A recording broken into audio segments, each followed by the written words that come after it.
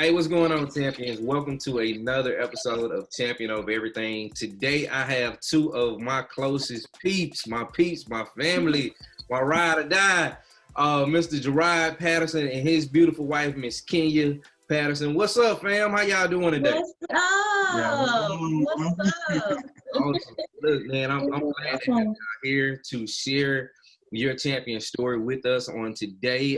As we have dubbed this particular episode, the champion over your future, because we realize that what you all do is going to be influential in the lives of everybody that's listening, everybody that will watch this, in securing their future, but not only their future, the future of their family, right? Their immediate family. So right. We're going to kick it off like this. G, you got a story. Kenya, you got a story. Y'all are on the podium. Please share your champion story. Okay, man. Well, I think one of the biggest things, because it really ties in for both of us, man, was when it comes to a champion story, the first thing, man, for us was realizing that we needed to take God out of a box. And what a lot of people don't realize is that, man, they go around living life placing God in a box. And what I mean by putting it in a box, so just for a quick example, is saying, like, if you know your rent is due tomorrow and, hey, you need to get it in before you get kicked out, a lot of times we praying, asking God just for that simple rent for the month. Yeah. Versus we asking God, like, Lord, make it a way to where I never have to worry about rent again. You hear what I'm saying? Right. So it's a different mindset. And taking that mindset, man, and realizing that from careers and things that we had previously done, man, that we wanted more in life. We wanted to take control. We wanted to have what we call ownership, and to get out here and to really create it for ourselves. And so a lot of that really was going to be based off of taking a leap, taking a jump, of faith, and letting God head that. And I think the biggest thing, for us, man, was not just doing it, but also want to do it together, want to do it as a partnership, man. I think that has been one of the most beautiful things about this, man, is getting to do this together every day. And I know for a lot of people, they talk about, well, how you work with your significant other every day. I was like, well, most people can't do it. Right, you know what I'm saying? If anything, why did I get mad to it if I can't work with or be with every day? You know what I mean? Yeah. So that really was a major, jump for us, man. That's on my end that I would say.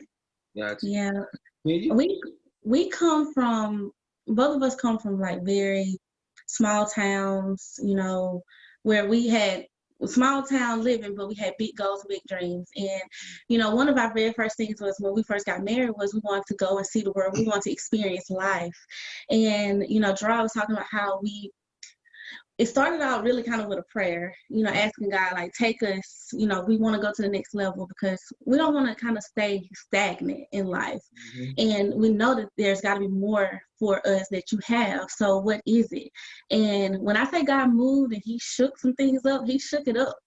And, I think about our story and I think about how the Bible talks about God he'll prune us, he'll strip us into like basically rebuild us. And that's essentially what happened with us. But you can't go to the next level with the same baggage, the same stuff, yeah. And, I thank God for that because like he said, we got into the mindset of God, we want to take you out of the box. And when you pray for something, be ready to receive it because he delivered.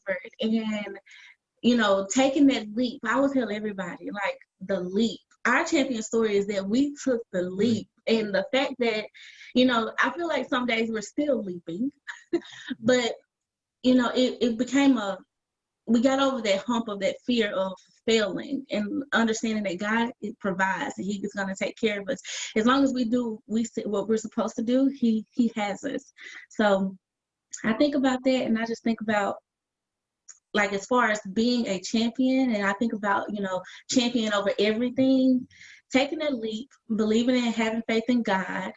That's our story. That's what we've been riding on. That's what we've been rocking with. Awesome. And I would definitely say, knowing y'all for as long as I've known y'all, y'all definitely took a leap because, G, I know you used to be in sales, right? And right. You, correct me if I'm wrong, wasn't in medical school, right? You had right. to medical school, so that kind of y'all took God completely out of a box because now y'all are doing something way different. And that journey y'all kind of share how y'all got to that point because y'all did take a leap of faith and being entrepreneurs, owning your own business, highlighting what you all wanted to do as far as travel the world. And a lot of times I know we tried to get with y'all in the past, like, hey, let's hang out. Y'all gone somewhere. I told y'all, like, but it's a beautiful thing, and I'm happy that you all are able to do it together.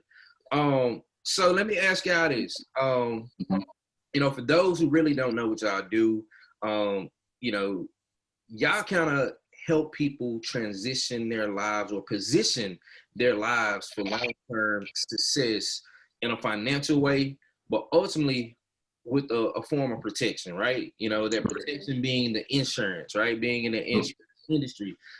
So for those who are looking to secure generational wealth, but also protect their family, what are some things that y'all would share with those particular people? I would say when it comes to that, man, I think what we first have to understand, especially when we're talking about generational wealth and protecting things, first of all, we got to learn how to protect what we got. And I think a lot of that comes from a misconception, especially in, our community, of understanding, like how insurance and how different things work and investing, because it's foreign to a lot of people because they don't really have the understanding, the basics, or understand the dynamics of how it really works. Right. And, so how we treat that is, we're sitting down talking to someone, we treat it like, for example, Reg, let's say if you was building a house, the first thing in order to build a house, you need a foundation, correct? Correct. So in order to if you're building a financial house, in order to create a foundation for your house, you need to have a foundation, and that foundation has to be the protection, which of course is the life insurance, because right now you can only protect currently what you have going on right now. Mm-hmm. See, at the end of the day, we can't replace a loved one, but however, we want to make sure that family continues to live a certain lifestyle or not better. You know what I'm saying? Because, I hate to say it, like I said, growing up in the community we grew up in, most of, the people that I knew growing up grew up with bare insurance, just the bare minimum, just the bare, that's what you hear. And then a lot of times, we end up still dealing with fish fries and other things, but nobody's not thinking about the family or the kids or what happens down the road. You get what I'm saying?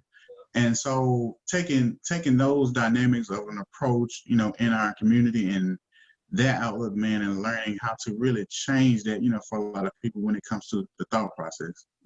We protect people literally in 3 different ways.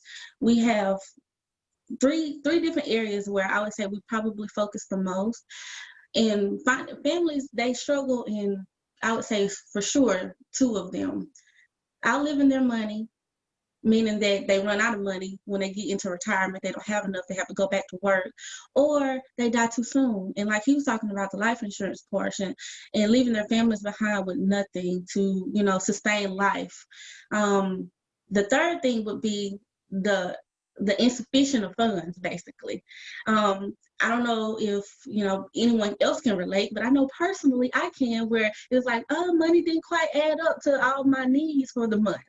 And so we try to attack those financial concerns from those 3 different areas. And families can really become vulnerable to that. But I think that once you cover and you protect your financial house, which is a lot of what we teach, you'll have a peace of mind, you'll have a sense of direction of where you're going, and you'll be more apt to actually meet your financial goals. If you want to be a millionaire, it can become possible because you're no longer stressing over, oh man, I'm in debt. Oh man, I don't have, what if this happened? What if this go out tomorrow? What if this right here messes me up? What if I don't have enough money to pay for this? You actually can see the plan. And that's what we do. We help people figure out the plan that works for them. Awesome. So with that, y'all said something that kind of brought back a memory to me in my personal life, right? So when I was 19, my dad died. The crazy thing, it was 2002. My dad died. He retired in May of 2002. All right. He died in July of 2002. During this particular time period, he had insurance through his job. And before he died, his new policy never took place. So what happened was, because of that, his policy didn't ever go into, the new process. Me and Mom, we really didn't get nothing once, my dad passed away. So that's important to definitely, for people to know, like, just because you got insurance at your job, you need to have some additional insurance because you exactly. So that kind of leads me to my next question. you know, if I die today and I am a part of your particular company, you know, I have your insurance program, your packages and everything, what would happen to my girls if a similar thing happened, but this time I'm protected in two forms? How would they, you know, be able to live on? What would happen? Well, cool.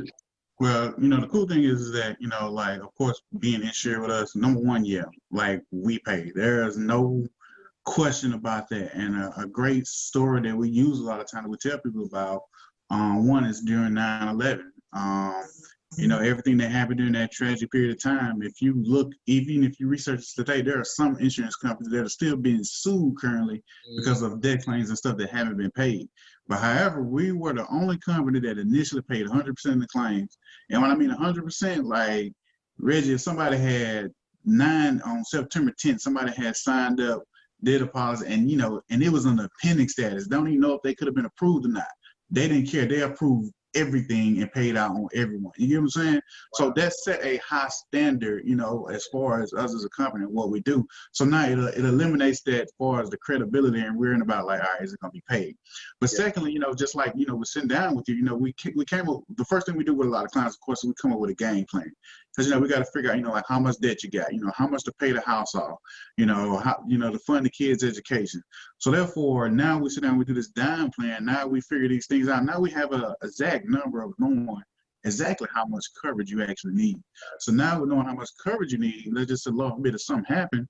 Now, once again, we can do the things in place that eliminate the debt, pay the house off, make sure the kids are secured, then bring in an extra grand, $1,500 a month, you know, to make sure that the family continues to live. Because at the end of the day, like I said, we can't replace you, but how we want to keep that same standard of living. And, you know, bringing in money in every month, you know, because remember, all the debts are gone.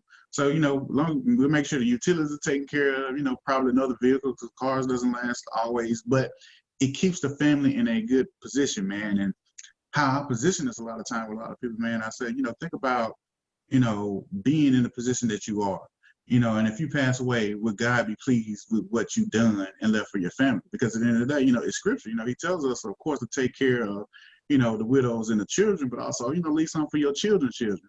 So therefore, you're actually following biblical principles by aligning yourself and putting yourself in the best position. And yeah, let you go. You pretty much you knocked it out the park. Like, what do you think? What do you think? Awesome. Well, Kenya, I'm gonna direct this question to you then. Okay. So, you know, let's say I'm somebody who, because y'all do more than just insurance. So, I tell you guys, I tell y'all, look, my goal is to be financially independent within the next 10 years. Okay. What do we do? What's that? Okay. Well, the first thing we would have to sit down is figure out what your financial independence number is. That is very, very important. Everybody's number is different. Okay. Everybody's going to have a different pathway to that number, but we need to find out what your personal financial independence number is. And that's going to detail like your quality of life, where you want to live, what you want to do with your money, even so much as to how much inflation will take impact towards the money that you actually save, as well as, like, you know, what you want to do in retirement, how long you plan to live. You know, we have to kind of think about that so we can kind of map out a game plan of how long your money needs to last. We don't want you to outlive your money. Matter of fact, we want you to have enough money to where you can leave some to your children and your children's children. So if you want to become financially independent and secure, that's the first step. Then once we do that, then we have a system where we take our clients through. We make sure that they have an emergency fund set up. We make sure that they have a short-term account set up for their, you know, their goals and dreams that they have currently in life, because you still have to live life. And then we make sure that their long-term retirement meets that financial independence goal needs. And then there's any other additional sources that we can do to add to that game plan. We can tell you exactly how much you need to be saving every month. And if you don't have a way to actually make that, we have a business opportunity to help you make up for the lack of income that you need to be saving every month to meet your financial goals. So we're a financial solutionist. My next question too. Okay. I'm getting to my next question. Is there business opportunity potentially joining your team? Yes. All right. Yeah. Break that down for us. So I'm looking to get my feet wet. How can I join? Okay. Yeah, are you gonna... You can go. It don't matter. So, when it comes to joining the team, of course, first thing you got to realize, this is the financial service industry. It is one of the highest, I'm getting my words twisted. Regulated. It's one of the highest regulated industries out there. And what that means is, first of all, you got to pass a background check. So which means that, we're dealing with people's livelihoods, money, bank accounts. So therefore, you have to be a trustworthy individual. So it's going through that process. Yes, there is a process of having to get licensed. So, and, you have to initially get started. You have to get your life license first. Because, of course, that's the initial step of starting in this business. And then the next step is, of course, getting your investment license, your Series 6 and 63. So therefore, now because our whole goal is really teaching our clients to buy term and invest the difference. So, if you teach your people just to buy term, you only got a life license, you're only doing half of the job. So it's kind of like you're in a fight with just one hand. You get what I'm saying? So which means that you probably gonna lose that fight if what you're fighting against got two hands against you. You get what I'm saying? Yeah. So those are kind of like the steps of what we take you through, man. Now we have of course a process to help you get through the licensing process, but also we have field training bonus, different things that's put in place to make this real to you. I tell but we have a nice size team. And everybody that's on my team will tell you one thing that I always tell everybody, this doesn't become real to you until the money hits your account. Because at that point, you can't say, hey, this don't work, this ain't. You see what I'm saying? At that point, now you start to see. And for us, man, that's really what we do. Because when we're reaching for a lot of people, man, we're looking for people who have the mindset, who want more in life, who want to persevere and to excel in life, man. And those are the type of people that, we're really looking for. So, bro, just to give it to you, yeah, that's really what we do, man. We sit down and bring your people on board. Okay. Is it a test associated with, the process? Like, I'm not good at taking tests. So for somebody like me who not good at taking tests, is it a test? And if so, how do you guys help prepare for that test? Yes, there is a test. And what we do for our team, we try to have like these study sessions. I kind of mostly help our team with that. I've created a study guide that I give to our teammates to help them actually break the material down and actually digest it so that they are comfortable and confident when they go in on testing day. And then the key with our system is each section is broken down and we have practice tests and we're going to drill and practice those tests. You're pretty much going to see the questions before you actually go in and take the test. And the one thing about the state of Mississippi, you don't even have to pass it to pass it. Wait, what? I don't have to pass the test in order to pass it. Break that down. Yes. So in the state of Mississippi, in order to acquire your insurance license, you have to pass the test with a score of 65 or better. Now, in traditional school, in order to pass a class, you have to make a 70, right? Well, technically, you can miss, a little bit under 40% of the exam and still pass. Wow. So we have ways to make sure that you're confident to go in and do it. And then the other kicker is if you so happen to do fail, you can always go back and retake it. Yep. Free of charge. We take care of all of the responsibilities for you, even your coursework and all that. We kind of package all that together for you. So the only thing that people that are required to come in on, and it's very similar to other industries, is your background check, your course and material work. We have to pay for that type of stuff. So it's like being a teacher. You got to pay for the coursework to go take your actual exam to be a teacher, to be a nurse, all of that stuff. So very similar to that. But once we get you in there, get you licensed and pass that test, then it's all about field work then. Okay. And you actually get some field training done before you even go take the test to actually help you put some of the client scenarios to actual practice. So you actually see it. You're seeing it, you're putting your knowledge to the test, so to say, right? Right. Yeah. Mm-hmm. So, one thing that you just kind of mentioned as far as the test and passing, I heard free in there somewhere. I mean, that's good to know for people who are thinking about taking the test who may have taken other types of tests, like the real estate test. I've taken the test a couple of times. I got to pay for it every single time I take it. Right. Or if you go do the GMAT or anything like that, ACT, you got to pay for those particular things. So that's good to know, because what you all are already saying, we got your back.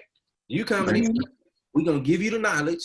We're going to give you the answers to the test, but we're also going to give you that additional support. If you don't do well the first time, cool. We got you back. We're gonna help you get to where you need to be. So that's definitely reassuring. But then just listening overall to you guys talk, you know, the concept of togetherness, because you have two different avenues that people can take, right? You have Mhm. where you can come in and work, or you can just be a client, right? And that you all are there to be supportive to the client and meeting their needs. So with that being said, as far as leads, what is something that people can do to help bring leads to you all? You know, just really just any type of referral, man, because at the end of the day, you know, what we do and as far as from a product standpoint and the services that we offer, we can pretty much help any and everyone. Okay. You know, and I don't care what age range, young or old, you know, because, you know, even with being older, there's that capability of, you know, for some people they think, oh man, well, it's too late for me. No, it's not never too late, because it's all about putting stuff in motion. You know, yeah, it may not be the $1 million goal that you set up, but however, you're still hitting a goal. And then secondly, it also puts you in position to, even if you don't reach, but you in a position to at the same time pass something on to, you know, the next generation. So, you know, when it comes to those leads, man, I tell everyone, you know, yeah, definitely reach out to us. Things that I tell my team is, you know, I always think about people, because when you, especially when it comes to investments, you know, most people on average work anywhere from 3 to 7 years at one job. So, which means that if somebody has previously left the job and moved to another location, they probably got an old 401k around that needs to be rolled over, or they either took it out, got the money in the bank, or different things like that. And, you know, and what this does, man, this helps create avenues, because now sitting down helping person A and they find all these different things that I do, because now they're going to go tell person B, and then person B wants to hear what I got, go tell person C, and person C might be that person who got what we call that mattress money, that money that's been stuffed away. So, you know, and they don't know what to do with it. Now I can come in and educate them and show them and give them a better avenue. I'm like, oh man, I never knew this existed.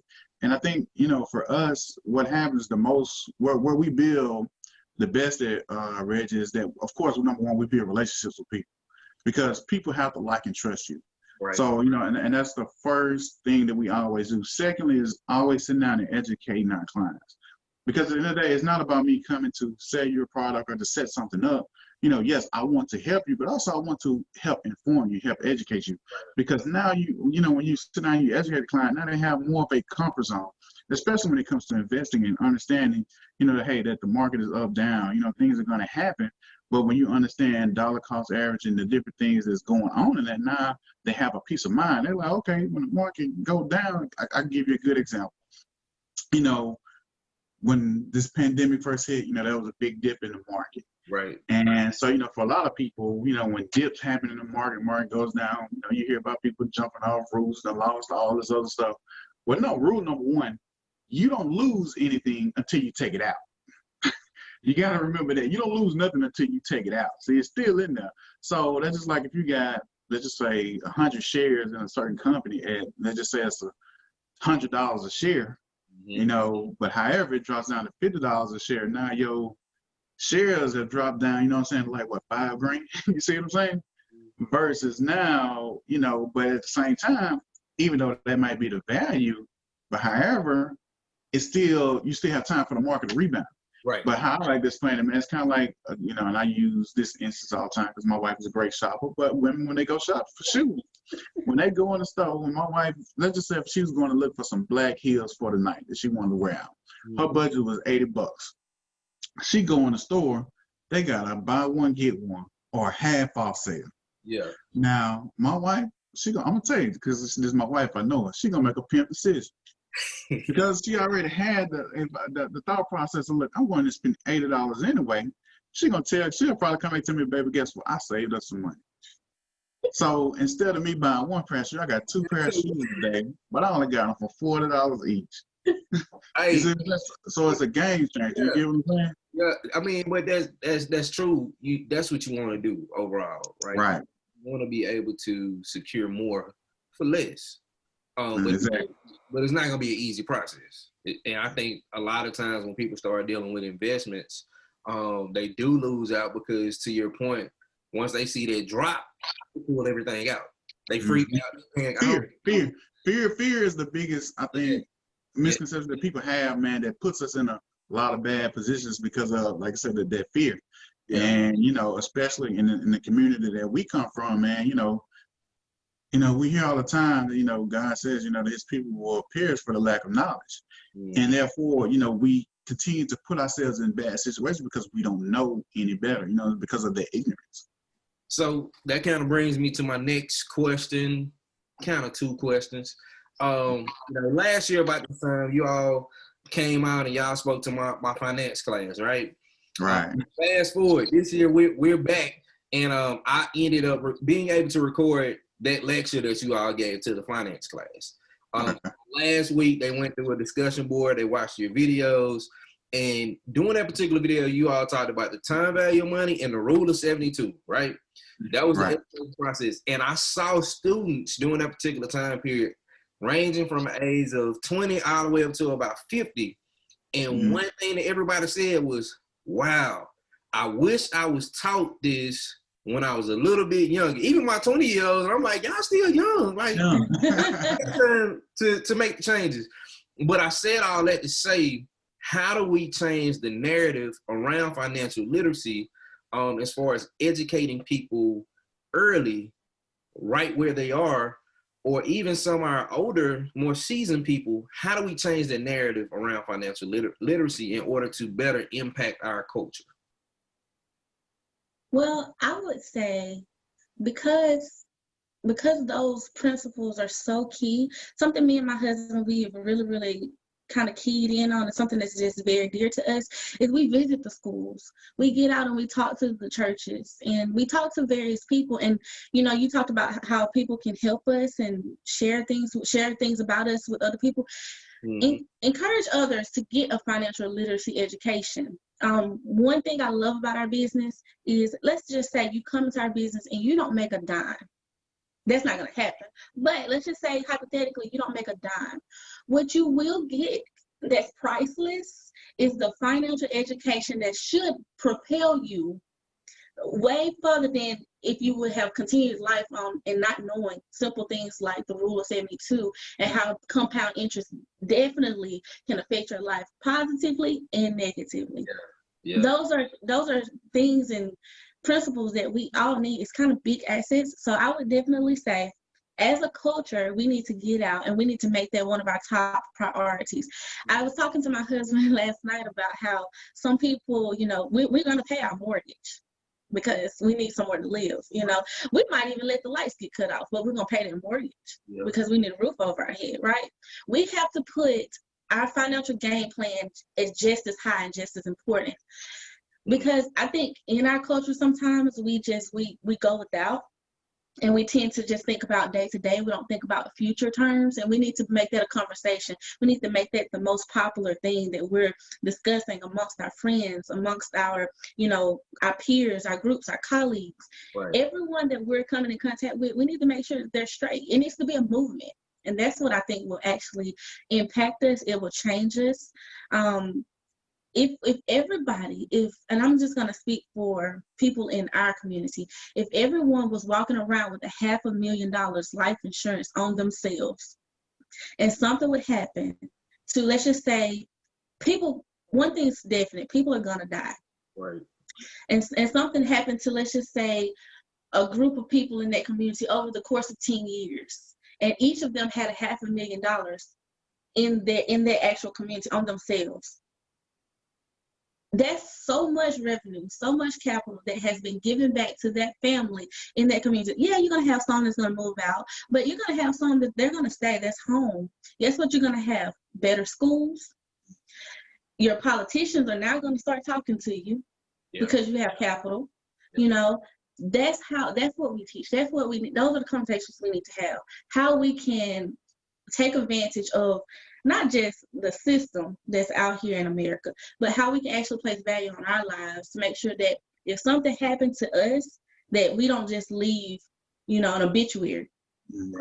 Right. And tombstone, we leave a legacy, a financial legacy. Really, I shared a video a few days ago on Instagram, And it was an older gentleman talking about, of course, the things that were going on, the police brutalities, all the different killings or whatever. And he used kind of like the same analogy. He said, you know what? He said that, if each of these individuals were walking around with, let's just say, $500,000 on, and all this stuff was constantly happening, he said, you know what? We wouldn't have to go to, the government or try to plead to have something done. He said, instead, the insurance companies would do it for you. Because if they're constantly having to fork out $500,000 here, $1 million there, guess what? That's starting to raise some eyebrows. And now, anytime when you start playing in the pockets of money and it start affecting things, guess what? It's gonna bring about a change. Yeah. So, and the reason why I was saying it, man, is that, I think for, a lot of people have to realize what system that we're in and what's going on around us. Mm-hmm. And we need to learn how to utilize the system and to play it to the best of our advantage in what we're doing. And honestly, these are conversations that I have in the community because that's what we do. This is an opportunity that we allow people to become that. We educate on that. So we give you a chance to be either a part of or to become a client of. You get what I'm saying? Mm-hmm. So that's a huge dynamic, man, when it definitely comes to the culture. Awesome. Look, y'all been dropping some good gems. I hate to even wrap it up, but we have come to that part of the podcast, pretty much what we call the wrap up. And this is pretty much our call to action. If y'all have some information that y'all want to share on some things that we did not cover, but just some things in general that you all want to share with the audience. Kenya, what would that be? What would be your last call to action to everybody? Okay, I would say buy term, invest the difference. Get your generational wealth plan in place. Know your financial independence number. Get an education in financial literacy if you don't have one. Talk to somebody, talk to your friends. And don't just do it for yourself, but bring somebody with you. Make sure someone else is learning the same things that you're learning. That's how we can mass compound this movement that we have and that we need to have as a people. And, be encouraged. Reach out to us. We're here. You can find us. You can actually reach out to us at the Patterson Network at gmail.com. You can email us. And we'll be more than happy and excited to, answer any questions that you may have, assist you, get you in contact with someone that can reach you locally if you're not close to us.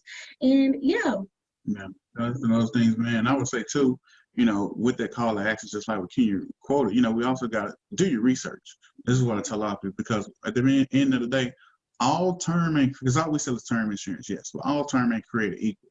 See, I think the biggest misconception a lot of people have is, if I do a 20-year, 30-year term, after 30 years, that's it, it ends. See, what a lot of people fail to realize is that, yes, with most other companies, yes, that is the truth. However, with us, we're the only one who renew that 20, 30-year term. And the major thing about it is, Reggie, let's just say somebody who's 25 years old and they do a 30-year term or a 35-year term. Now when they turn 60, from age 25 to age 60, there's a lot of stuff that happens. You done got older, health may have changed. So, maybe a lot of factors that may not be in your favor. But however, if you're in that position where you still want to have life insurance, we can still re-quote you, but we'll re-quote you back off of your health at age 25. Wow. See, that's another big play key that a lot of people don't understand or that happens versus a lot of other companies, man, this industry, they'll try to get rid of you, kick you off because, hey, you ain't what you used to be. You get what I'm saying? Right. So people have to understand also, this is a dirty game. This is a dirty industry now. And, what makes us, stand out in it, man, is that we come along and we correct the right. And I think that's why a lot of people don't like us, but hey, we take it anyway. Got you. So Kenya already dropped the email address, thepattersonnetwork@gmail.com. But is there any other way that people that will be viewing can get in contact with y'all? Yes, definitely. First, you can look us both up on LinkedIn.